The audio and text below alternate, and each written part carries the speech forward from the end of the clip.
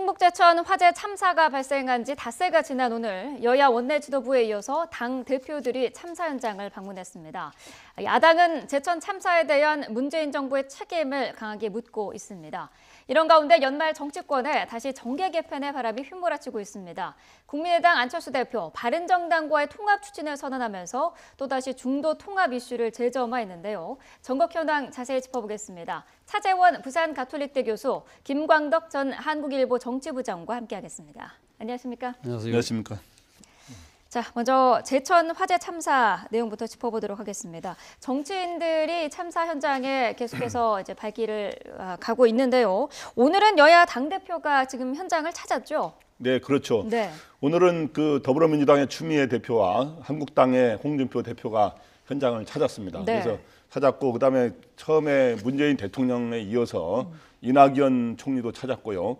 그다음에 안철수 대표와 유승민 대표는 미리 찾았고요. 네. 그다음에 또 어저께는 여야의 원내대표인 우원식 그리고 김성태 원내대표가 이렇게 찾았습니다. 그래서 네. 이 정치인들이 잇따라 이렇게 찾고 있다는 건 뭐냐 하면 이번 제천 참사가 굉장히 많은 사람이 이렇게 희생이 돼서 네. 이런 걸 아픔을 같이 동참을 하면서 위로하면서 그런 사고의 원인을 규명하고 앞으로 재발 방지 대책을 마련하기 위한 굉장히 사안이 심각하다는 그런 거를 반영하는 건데 특히 초동 대처 논란에 심각하기 때문에 네. 그러한 것들이 한 것도 요인이라고 봅니다. 네, 예.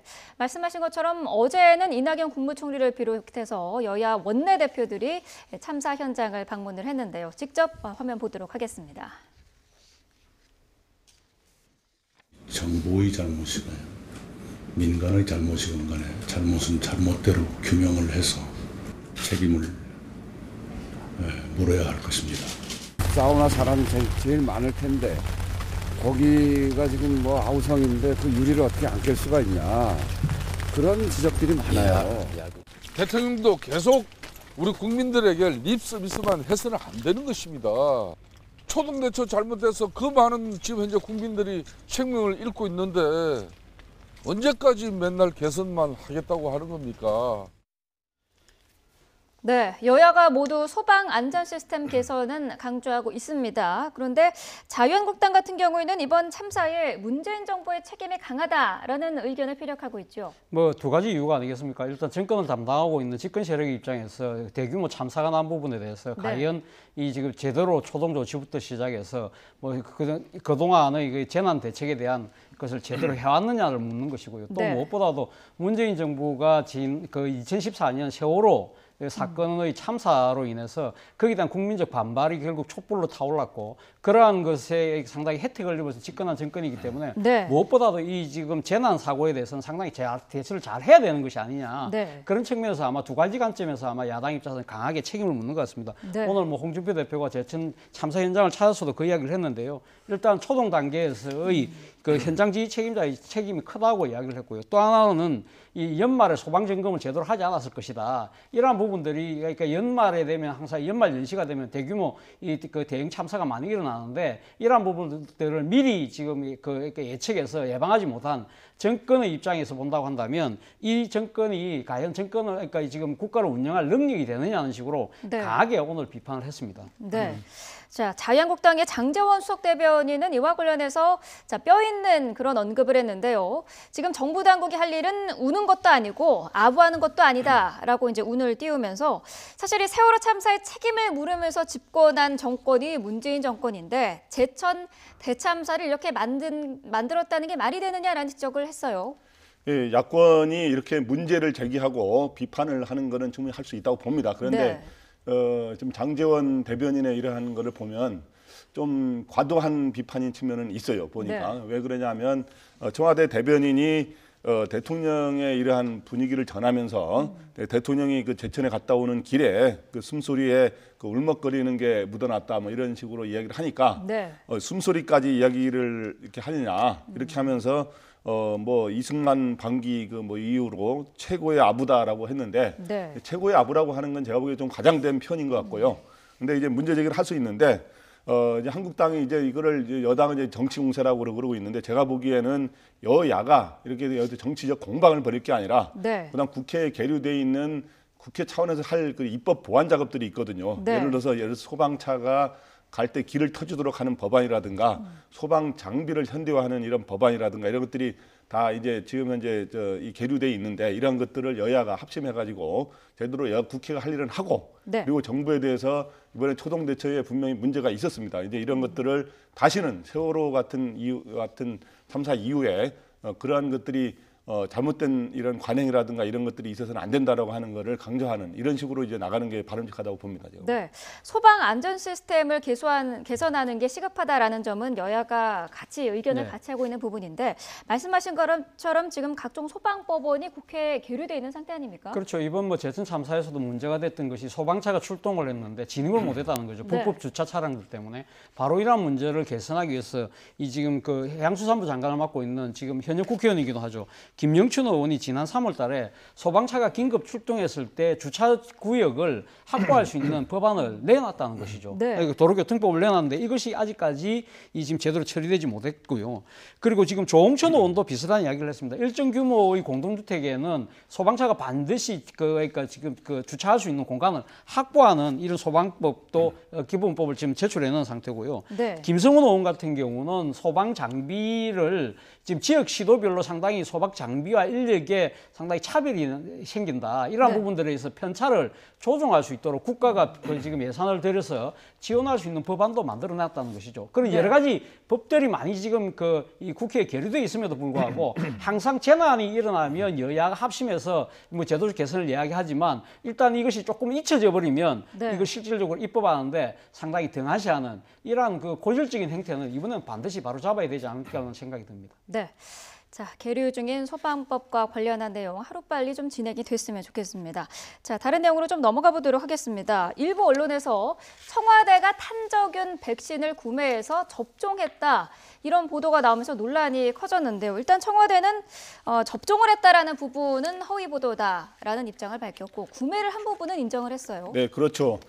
그 탄저균의 이제 문제 맞아 북한이 탄저균 테러를 할 가능성이 있다라는 보도가 최근에 나오고 있습니다. 네. ICBM의 탄두에다가 탄저균을 이렇게 했을 때 탑재했을 때 그런 위험성이 있기 때문에 우리 그런 북한의 도발 시에 우리 지휘부가 이거에 대해서 대응할 수 있는 체제는 갖춰야 되거든요. 네. 그렇기 때문에 청와대가 이제 박근혜 정부 때 작년부터 이거를 추진했는데 실제로 이거를 구입을 추진한 거는 올해 7월 이후에 이렇게 해서 현재 350인분 정도를 했다는 겁니다. 그런데 네. 이거는 백신의 어떤 예방 주사용이 아니라 실제로 치료용이기 때문에 실전이 있을 때 쓰이는 것이고 그리고 또 하나는 이거 350인분 외에도 국민 몫으로 1000명분이 또 매입이 됐다는 거죠. 또 다른 네. 측면에서 매입이 됐기 때문에 제가 보기에는 이거에 대해서 이제 지금 현재 뭐 정치적 공방을 또 이걸 벌일 게 아니라 네. 이제 일반 국민들에게 1000명분만 갖고는 안 되지 않습니까? 네. 그래서 이런 거를 백신을 지금 개발하고 연구 개발하고 있는 단계라 그러니까 이걸 연구 개발해서 국민들 대다수 모든 사람들이 이런 위기 시에 북한의 도발 시에 쓸 수 있도록 개발하는 작업도 병행하면서 네. 우리 도발 시에 우리의 지휘부 국방 안보 지휘부들이 또 할 수 있는 대처 방안에 대해서는 또 철저하게 대비하는 게 필요하다고 생각합니다. 네. 이 내용이 정치적 공방이 된 게 애초에 350명분이 네. 들어왔는데 이거를 대통령과 청와대 직원들이 맞았다라는 그런 그렇죠. 내용이었지 않습니까? 예. 사실은 지금 이 부분이 촉발된 계기는 지난번 그 북한의 ICBM 그 탄도미사일을 실험하면서 그 탄두에다가 생물학 무기에 해당되는 탄저균을 장착한 실험을 한 것이 아니냐는 일본 네. 신문 때문에 촉발이 된 것이죠. 네. 그러니까 우리 그 보도를 접한 많은 일부 국민들이 그렇다고 한다면 우리도 상당히 그 대비를 해야 되는 것이 그렇죠. 아니냐는 찰나에 지금 그 지난 국정감사 기간 중에 청와대가 사실은 탄저 백신을 구입했다는 이야기가 논란이 됐다는 것이죠. 이것이 네. 이것이 결부되면서 결국 청와대만 아니면 대통령만 일부 측근들만 결국은 자신들의 그 신변을 보호하기 위해서 백신을 도입한 것이 아니냐. 네. 그리고 그것을 또 접종한 것이 아니냐는 오해를 불러일으킨 것이죠. 그래서 어제 청와대 박수현 대변인이 그것이 아니다. 그거는 이전 정부부터 앞서 말씀하신 것처럼 이전 정부부터 이 탄저균에 대한 백신 부분을 도입을 논의를 해왔고 네. 그래서 지금 도입을 해놓고 아직까지 지금 그 접종을 하지 않은 것이다. 그리고 네. 지금 국내적으로도 지금 탄저균에 대한 백신을 지금 그 임상 실험을 하고 지금 개발 중이기 때문에 네. 이러한 부분들이 지금 사실 이 상용화되고 전 국민이 상당히 거의 살 수 있는 단계까지는 시간이 좀 걸리겠지만 그런 관련 절차를 밟고 있다는 것이 청와대 측의 설명입니다.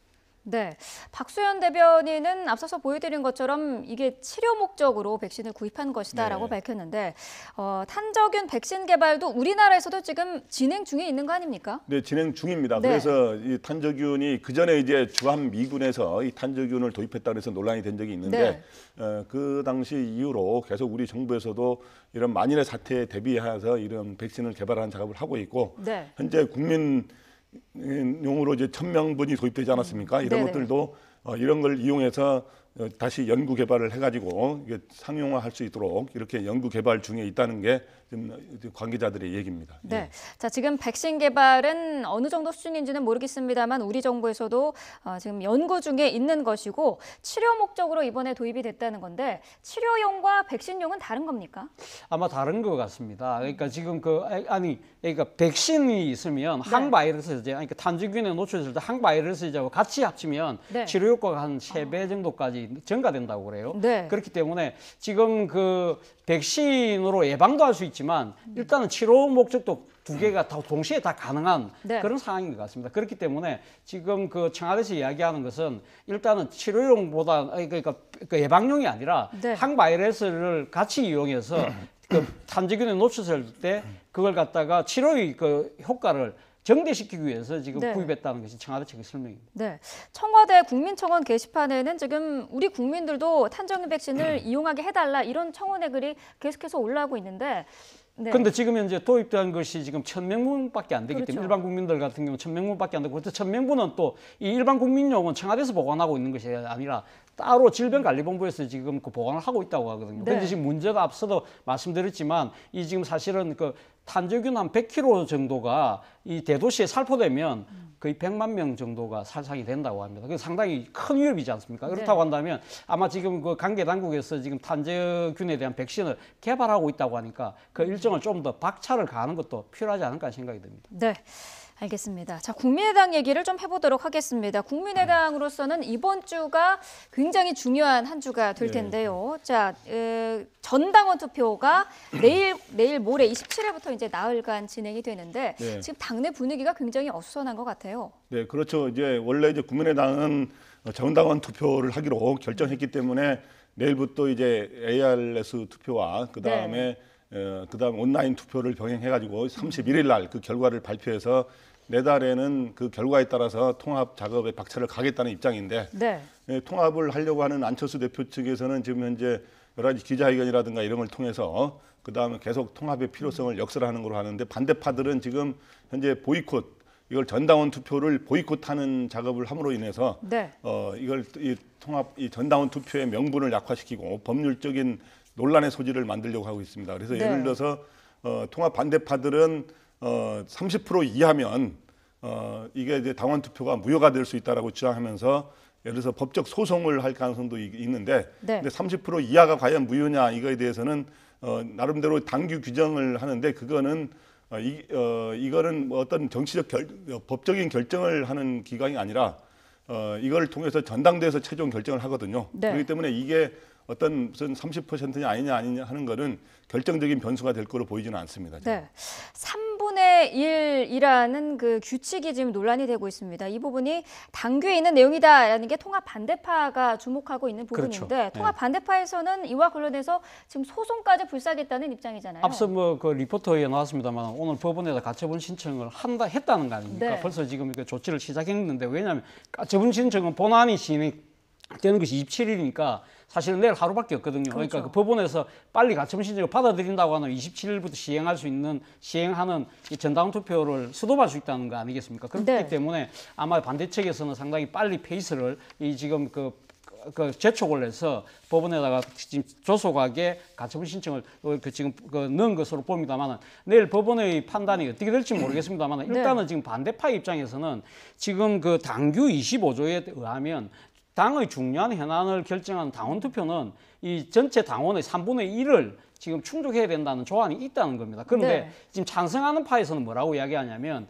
사실은 당무회에서 의결한 이 그 전당원 투표는 사실은 당원 규정에 의해서 따라가기 때문에 당규의 적용을 받지 않는다. 네. 그렇기 때문에 지금 3분의 1 규정을 지킬 수가 안 지켜도 된다는 것이죠. 사실 네. 근데 3분의 1 규정이 왜 이렇게 뭐 중요하냐면 지난 8월 달에 전 당원 전당대회를 했지 않습니까? 당의 대표를 뽑는 전당대회에서 그때 투표율이 3분의 1이라고 하면 33%인데 네. 당시 전당대회 당원 투표율이 24.26%밖에 안 됐어요. 그렇기 때문에 현실적으로 거의 불가능한 상황이거든요. 그렇기 네. 때문에 반대파의 입장에서는 3분의 1 조항을 내걸어서라도 이 사실 이걸 그러니까 저지시켜야 되겠다는 정치적 뜻이 강한 것이고 네. 찬성파 입장에서 그게 구애받지 않고 가겠다고 하기 때문에 서로 다 아전인수격적인 해석을 하고 있는 것 같습니다. 어떻습니까? 이 당규 부분이 이번 이 사안에 해당이 된다고 보시나요? 예, 정확하게 말하면 이번에 해당이 안 된다는 게 아까 제가 말씀드렸지만, 왜냐하면 첫째, 이번에 전당원 투표는 당의 어떤 의사 결정을 하는 그게 이제 기구가 아니고 네. 전당대회에서 하는 거고, 이거는 전당원 투표는 하나의 안철수 대표의 재신임과 연계해서 당원들의 뜻을 일단 물어보는, 이거를 물어봐도 결국에는 전당대회를 통해서 하기 때문에 결국에는 네. 이거 법적인 어떤 구속력을 가진 게 아니거든요. 그런 측면에서 별로 이제 그 구속력이 3분의 1 이상의 투표를 해야 된다는 게 없다는 것. 또 하나는 지금 반대파들에서 이야기하는 33% 그러니까 3분의 1 이상의 투표해야 된다고 하는 근거가 뭐냐 하면 단규 25조인데 네. 단규 25조에는 보면은 전체 당원 20% 이상의 동의와 서명이 필요하다. 네. 각 시도별 당원은 10% 이상의 동의와 서명이 필요하다 했기 때문에 이럴 경우에는 3분의 1 이상의 투표와 이런 게 필요하다 이렇게 했지만 이번에 전당원 투표는 당무에서 결정된 거기 때문에 네. 당헌의 통합 찬성파는 당헌에 따라서 당무에서 결정된 사항이기 때문에 해당되지 않는다 이렇게 주장하고 있습니다. 그래서 최종 결정은 만약에 법부에 이제 법원에 제소할 경우에 그 법원의 판단에 따라야겠지만 현재 제가 보기에는 이번에 정치적인 투표이기 때문에 크게 해당되지는 않는다 이렇게 봅니다. 지금 박지원 전 대표 같은 경우에는 페이스북에 이번 전당원 투표를 나쁜 투표로 이제 규정을 하고요. 여론조사 전화를 아예 끊어버려야 된다 이렇게 지금 밝히고 있는데 3분의 1 규정을 좀 무너뜨리겠다라는 의도가 있는 거겠죠? 무너뜨리는 측면도 있고요. 또 한편으로는 전체적으로 만약 투표를 했는데 만약에 지금 투표율이 한 10% 이하로 나왔다든지 그것도 20% 이하로 나왔다든지 그것도 정치적 함의가 클 수밖에 없는 거 아니겠습니까? 그렇죠. 그렇기 때문에 가급적 반대파 입장에서는 투표율을 최소한으로 낮추는 것이 필요한 것이고 네. 찬성파 입장에서는 어떻게 보면 지난번 전당대회 했을 때 24.26%니까 최소한 20%까지 가야 되지 않겠느냐는 생각을 할 수밖에 없는 것이죠. 그러다 보니까 지금 양쪽의 이 기싸움과 선전전이 치열해질 수밖에 없는 상황인 것 같습니다. 네. 자, 안철수 대표가 고민이 많은 것 같은데 이런 상황에서 계속 그 자신의 그런 그 주장을 이어갈 수 있을까요? 네, 안철수 대표가 고심이 많고 또 여러 가지 앞으로 통합을 추진하는 데까지는 장애물이 굉장히 많습니다. 그렇지만 안철수 대표는 이러한 지금 현재 이 국민의당이 굉장히 최대 위기 아닙니까? 지지율도 오내지 한 6%밖에 안 나오고 이런 상황이기 때문에 본인의 어떤 강철수 이미지를 내세우기 위해서라도 강하게 이렇게 나갈 수밖에 없는 거고 어차피 당의 지지율은 바닥이기 때문에 바른정당과의 통합을 통해서 이렇게 강하게 추진하는 게 바람직하고 또 하나는 이런 지금 현재 당의 과연 주도권이 누구에 이렇게 있느냐 이런 데서의 또 하나는 과연 이 국민의당의 야성을 제대로 발휘하고 있느냐 이런 등을 보여주기 위해서라도 오히려 결별을 각오하고 의석이 주는 한이 있더라도 오히려 강하게 추진해야 된다 이런 생각을 갖고 있는 것 같더라고요 보니까. 네. 안철수 대표가 지금 상황에서는 철수할 수는 없는 그런 그렇죠. 상황인 것 같은데 그런데 이번 그 전당원 투표가 의결 정족수라든지 그런 최소한의 투표율 규정이 없는 상태 아닙니까? 그렇죠. 어떻게 해석을 할 수 있을까요? 그러니까 지금 이 극단적으로 그러니까 지금 반대하는 입장에서는 그럼 안철수 대표 혼자서 전당원 투표에 가서 혼자 투표해서 혼자 가면 찬성하면 그거 찬성된 걸로 봐야 되느냐. 그렇죠. 그렇게 이야기할 정도로 사실 네. 어떻게 보면 이 사실 지금 이 3분의 1이라는 것은 지금 이제 이 법규정을 둘러싸고 논란이 있습니다만 정치적으로 봤을 때는 제가 생각했을 때 최소한 2자리 이상은 넘어가야 된다. 그리고 또 득표율도 중요한 겁니다. 찬성률이 과연 얼만큼 나올 것이냐는 부분인데 지난번 안철수 대표가 전당대회에서 득표율이 51.09%입니다. 그렇다고 한다면 이번에 반대파들이 어차피 투표에 참여하지 않을 거라고 본다면 최소한 투표 수 중에서 60% 이상의 찬성표는 가져와야 나름대로 정당성을 가지는 것이 아니냐. 그렇기 때문에 안철수 대표 입장에서 투표율도 끌어올리고 네. 이 찬성률도 끌어올려야 되는 두 가지 숙제를 갖고 있는데 뭐 그 결과는 뚜껑을 열어봐야 되지 않을까 하는 생각입니다. 네, 지금 상황에서 손학규 상임고문의 역할론도 계속 대두가 되고 있는데 어떤 역할을 할 수가 있을까요? 지금 뭐 반대파든 찬성파든 다들 지금 손학규 고문의 뭐 정치적 역할을 상당히 한데 기대를 걸고 있죠. 그래서 네. 지금 뭐 손학규 고문의 입장은 뭐 지금 알려진 것으로는 상당히 중도 통합에 긍정적인 측면을 갖고 있지만 또 한편으로는 지금 국민의당이 이런 식으로 극한적인 상황에서 분당되는 측면에 대해서는 또 상당히 또 정치적인 이 상당히 또 이렇게 비판적인 입장도 갖고 있는 것 같아요. 그렇기 네. 때문에 이 지금 손학규 고문의 입장이 과연 어떻게 움직일지는 모르겠습니다만은 지난번 손학규 대표가 미국에서 돌아와서 그저께죠. 돌아와서 밝힌 이 자신의 입장이 있습니다. 자신은 네. 지금 뭔 입장을 갖고 있냐면 지금 개헌을 통해서 적대적인 이거 양당 체제를 허물 수 있는 그리고 또 상당히 대통령 제왕적 권력을 허물 수 있는 정치 체제를 만들어야 된다는데 방점이 찍혀 있고 그것은 결국은 개헌을 통해서 제7공화국을 출범시켜야 된다는 쪽에 방점이 찍혀 있는 것으로 보입니다. 그렇다고 네. 한다면 이러한 부분의 큰 흐름을 봤을 때는 아마 안철수 대표가 추진하는 중도개혁이 상당히 좀 우호적인 것이 아니냐는 생각인데 앞서도 제가 말씀드린 대로 국민의당이 이런 식으로 극한적인 분열 상태에서 물리적 충돌에서 쪼개지는 상황이 된다고 한다면 이것은 또 바라지 않을 것이다. 그런 네. 측면에서 어떤 식으로든 자신의 중재를 통해서 아마 이 국민의당이 이혼을 하더라도 합의 이혼이 할 수 있도록 아마 정치적 역할을 하지 않을까 하는 생각이 듭니다. 네, 국민의당의 내부 상황도 복잡한데 바른정당도 통합 찬성파가 있고 반대 목소리도 꽤 있는 것 같아요. 네, 그렇죠. 그래서 지금 바른정당이 11명입니다만은 실제로 통합할 때 과연 11명이 다 참여할 수 있느냐 이런 네. 의문이 있는데 제가 보기에는 벌써부터 지금 2, 3명 가량이 이탈할 가능성이 있다 그러고 지금 자유한국당에서도 뭐 연초되면 한 두 사람 전후가 참여할 가능성이 있다 이렇게 흘리고 있지 않습니까? 네. 그래서 제가 보기에는 결국에는 이게 참여하는 의원이 하여튼 최소한 이탈자가 두세 명은 제가 보기에 될 거로 보입니다. 지금 실제로 네. 거론되는 의원들이 있고요. 네. 예. 네. 자, 통합 문제는 이번 주가 고비가 될 것으로 보이는데 이번 주 상황을 좀 지켜봐야 될 것 같습니다.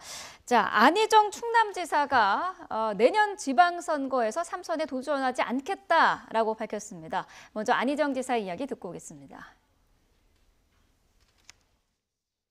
3선 도전은 출마하지 않을 것입니다. 이제 새로운 도전자들에게 기회를 드리는 것이 도리라고 생각합니다. 현재로서는 보궐선거에 출마를 고려하고 있지 않습니다. 네. 자, 안희정 지사가 이제 전격적으로 발표를 했는데 예상과는 조금 다른 결정이었다고 볼 수 있을까요? 예, 그렇죠. 뭐 사실은 뭐 안희정 지사가 충남 도지사 3선에 도전하지 않을 거라서 미리 다 지금 예측이 되었던 상황이죠. 네. 지난번 조기 대선을 앞둔 당내 경선에서 본인이 일을 하지 않았습니까? 아마 본인 입장에서는 아마 지방의 도백으로서 상당히 전국 단위의 그 선거, 경선을 준비하는 데 있어서 상당히 좀 부족함을 느꼈던 것 같아요. 그렇기 때문에 네. 자신이 중앙 정치 무대에 가서 특히 당 차원에서 당권을 장악해서 이 당의 조직력을 배가시키는데 아마 정치적 목적을 뒀기 때문에 아마 이번에 3선 도전하지 않을 거라는 이야기가 있었거든요. 그렇기 때문에 미리 지금 본인이 자신의 거취를 분명히 밝힌 건 상당히 좋은데요. 네. 그래서 그렇다고 한다면 미리 자신이 그럼 3선 도전을 포기할 경우에는 그러면 이번 6월달 지방선거와 동시에 실시되는 수도권에서의 국회의원 보궐선거에 나갈 가능성이 높지 않느냐고 봤던 거거든요. 근데 네. 그것도 현재로서는 안 한다고 이야기를 했는데 그거는 이렇게 아마 해석이 될 것 같습니다. 만약에 재보선에 나갈 경우에는 최소한 공직 사퇴를 3개월 전에 해야 되거든요. 네. 그렇다고 한다면 본인의 정치적인 그 이익을 위해서 충남 도정을 3개월간 미리 비워야 된다는 또 그런 비난에 그 비난을 받을 수가 있지 않습니까? 네. 그런 것 때문에라도 본인 입장에서는 본인이 주위 당의 여러 가지 권유에서 자신을 이렇게 나와라. 그러니까 불가피하게 나가지 않는 상황이 아니라고 한다면 네. 본인이 자신의 정치적인 목적을 이익을 위해서 이 충남 도정을 팽개치는 듯한 모습은 보이지 않겠다는 나름대로의 정치적인 포석인 것 같습니다. 네, 말씀하신 이런 부분들 어떤 다른 정치적인 결단을 하기 위한 포석일까요? 아니면은 진정한 휴식이라든지 그런 걸 위한 걸까요?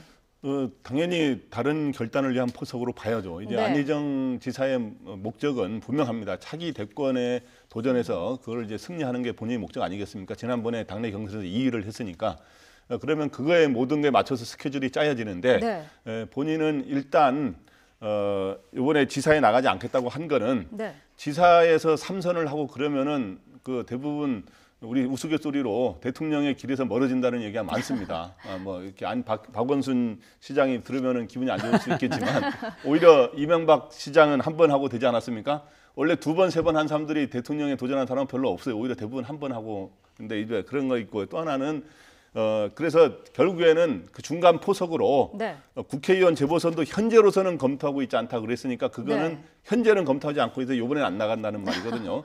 그러면 결국엔 8월에 있을 민주당 전당대회 추미애 대표 후임을 선출하는 이 선거에 네. 결국에는 지방선거 이후에 거기서 나가가지고 당대표에 도전해서 당권을 잡고 그러면 그 당권을 잡으면 국회의원 차기 국회의원 공천을 하게 되는 그런 게 되거든요. 네. 그럼 자기 세력을 넓힐 수 있기 때문에 그러한 것도 하나의 방법 선택지로 생각하고 있는 것 같고요. 그다음에 국회의원에 도전할 경우는 현재로서는 검토하고 있지 않는다 그랬으니까 다음에 재보선 같은 경우는 검토할 수 있다고 생각합니다. 네. 자, 당 지도부에 그 출마하는 부분을 말씀을 하셨는데, 근데 지금 안희정 지사 같은 경우에는 사실 지금 더불어민주당의 지도부와는 결이 조금 다르지 않습니까? 그렇죠. 바로 네. 그 때문에 뭐 지난번 그 대선 과정에서의 경선 때도 사실 어떻게 보면 문재인 그 당시 후보의 극렬 지지층과 상당히 또 마찰을 일으켰지 않습니까? 네. 그리고 적폐청산 부분에 대해서도 상당히 조금은 좀 거리가 있는 발언을 했고 또 최근에 또 여러 강연에서 또 지금 적폐청산에 대해서는 지지하지만 이러한 부분들에서 너무 열성적인 지지를 하는 사람도 한 목소리 쪽으로 가는 데 대해서는 또 약간 반대 목소리를 냈다가 다시 또 지금 또 저항에 부딪히기도 했는데 네. 바로 그런 측면들에서 볼다고 했을 때는 내년 8월 달에 전당대회가 열렸을 때 안희정 지사가 사실 당권에 도전하는 과정에서 쉽지는 않을 것이라는 그 관측도 상당히 많습니다. 그럼에도 네. 불구하고 정치인 입장에서 큰 꿈을 갖고 있다고 한다면 그런 여러 가지 도전들을 극복하는 것이야 말로 정치인으로 한 단계 업그레이드될 수 있는 하나의 또 계기가 된다는 측면에서 본인 입장에서는 아마 도전의 의지를 불태우고 있는 것 같습니다. 네, 알겠습니다. 자, 정치권 상황 자세히 짚어봤습니다. 차재원 부산 가톨릭대 교수, 김광덕 전 한국일보 정치부장과 짚어봤습니다. 오늘 말씀 감사합니다.